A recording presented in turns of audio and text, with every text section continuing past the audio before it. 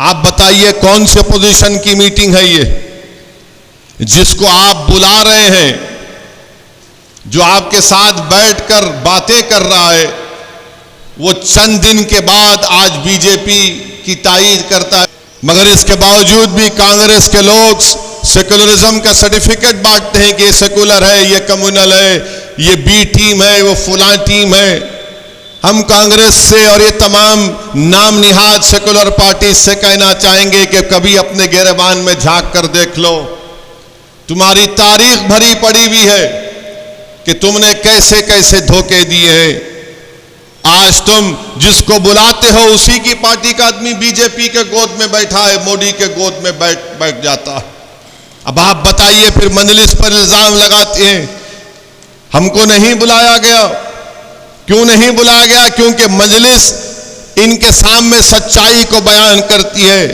आज आप मीडिया में देखिए कि हर अपोजिशन पार्टी के नाम निहाद सेकुलर पार्टी के लोग रो रहे हैं। बिहार में मजलिस के 4 एमएलएस को आपने खरीद लिया तो वो सच है।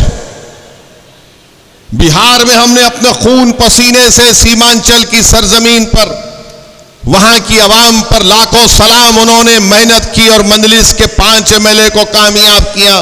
तो यही लालू और नीतीश और ये कांग्रेस के लोग मिलकर 4 मजलिस के एमएलए के जमीर को खरीद लिए। और जब उनसे पूछा गया ये क्यों हुआ तो कुछ नहीं बोले।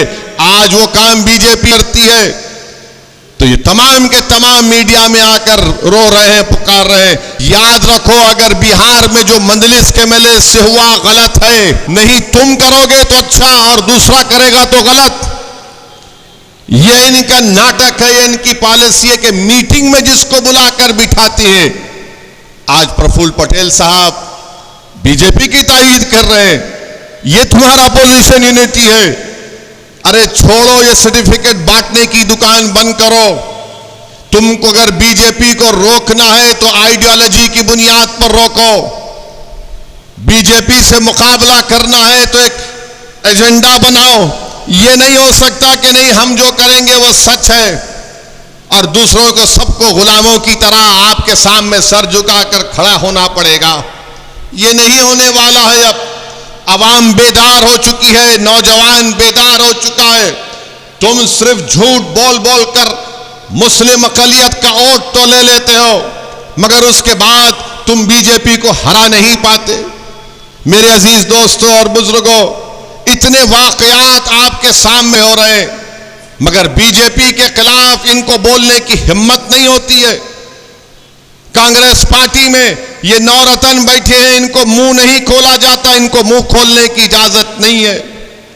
इतना बड़ा मसला बीजेपी देश के सामने ला रही है कि यूनिफॉर्म सिविल कोड की बात देश के प्रधानमंत्री नरेंद्र मोदी करते हैं। पूछना चाहती है कांग्रेस में जो नौरतन बैठे हैं, बोलो, मुंह खोलो, तुम्हारी राय क्या है? क्या तुम उसके खिलाफ हो या तुम उसकी तायीद में है? बोलो। और ये जो बीजेपी की तायीद में ये रंग बिरंग के कपड़े पहनकर जो ओबामा के बयान पर बड़ा बड़ा तबसरा करते, तुम भी बोलो यूसीसी के बारे में तुम्हारी राय क्या है? ओबामा के बयान पर तो बड़ा बढ़ चढ़कर बोले क्योंकि पप्पा को खुश करना था, मगर जब यूसीसी की बात आई तो सन्नाटा है। कांग्रेस पार्टी खुल के नहीं बोलती कि यूसीसी के बारे में नहीं, अभी हम ठहरेंगे। लॉ कमीशन को तो लिख कर दो कि यूसीसी के बारे में तुम्हारा मौक़िफ़ क्या है। पहले लॉ कमीशन की रिपोर्ट थी, चौहान साहब उसके चेयरमैन थे, मजलिस ने लिख कर दिया कि मुखालिफत करते हैं। हम यूसीसी की मुखालिफत इसलिए करते हैं क्योंकि भारत में प्लुरलिज्म और भारत का सेकुलरिज्म पूरे विश्व में एक अलग है। आज हम हमारे हिंदू भाइयों से भी अपील करना चाहेंगे कि 10 लाख हिंदू घराने ऐसे हाउस होल्ड हैं जो हिंदू अनडिवाइडेड फैमिली में उनको टैक्स रिबेट मिलता है। 2015-16 के इनकम टैक्स कर डेटा बताता है कि 3000 करोड़ आपको टैक्स रिबेट मिला। जो देश के प्रधानमंत्री आज यूसीसी की बात करते हैं, क्या हमारे हिंदू भाई हिंदू अनडिवाइडेड फैमिली के टैक्स रिबेट को छोड़ने तैयार हैं, उनको फैसला करना पड़ेगा। देश के प्रधानमंत्री बोलते हैं कि एक घर में दो कानून कैसे होंगे। देश के प्रधानमंत्री आपको जो लिख कर दे देते हैं आप पढ़ देते हैं। मैं जानता हूं कि आप बहुत पढ़े लिखे हैं, इस पर कोई इनकार नहीं है। देश के प्रधानमंत्री के पास वो डिग्री है जो किसी नागरिक के पास नहीं है। देश के प्रधानमंत्री के पास एंटायर पॉलिटिकल साइंस की डिग्री है। तो देश के प्रधानमंत्री को हम बताना चाह रहे हैं कि एक घर में दो कानून, तो संविधान में कंकरेंट लिस्ट क्या है, यूनियन लिस्ट क्या है, स्टेट लिस्ट क्या है। प्रधानमंत्री अगर आप देख लेते तो मालूम होता। एक घर में दो कानून कैसे चलेंगे। प्रधानमंत्री union list, state list, concurrent list. प्रधानमंत्री को सिर्फ 44 से मोहब्बत है। प्रधानमंत्री ये जानते नहीं है या नहीं जानते नहीं मालूम कि डायरेक्टिव प्रिंसिपल 19 है और उस 19 में शेल एंडेवर का वर्ड सिर्फ यहां पर इस्तेमाल हुआ। एंडेवर के माने क्या है अंग्रेजी में कि कोशिश करो।